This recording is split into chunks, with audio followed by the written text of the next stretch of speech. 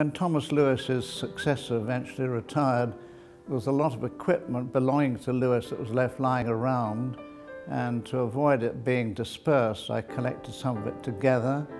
Some of it I gave to the Science Museum, but luckily I kept some of it. So when I was appointed archivist to the British Cardiovascular Society 20 years ago, this equipment was available, so it formed the nucleus of a collection of old cardiologic equipment. Perhaps we'll start in with the recording apparatus, which was developed towards the end of the Victorian era, starting with the sphygmograph, which was designed by Robert Dudgeon in 1882, which was a very nice way of recording the arterial pulse on a piece of smoked paper.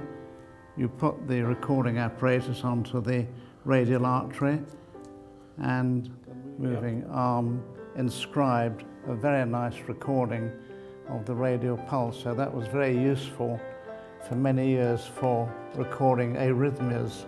And extraordinary, really, that the arterial pulse is so well defined. It looks good, doesn't it? Yeah, it does. It's very good. Very impressive.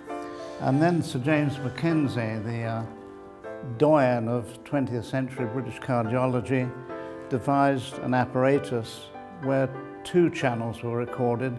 One was the arterial, which we've already seen, and the other was the venous. So now recording right and left heart together.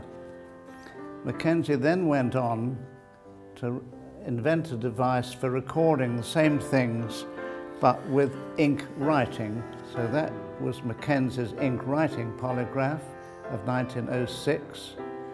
And then finally that was modified by Thomas Lewis at UCH in 1914 to produce the Mackenzie-Lewis ink writing polygraph. You can see the recordings here of the venous and arterial pulses, and we have a recording here done with that apparatus, in fact by myself, in 1950. So although the electrocardiogram had already been invented, this was still a very good way of recording arrhythmias because it was a very portable piece of apparatus. You could easily take it to the patient's home.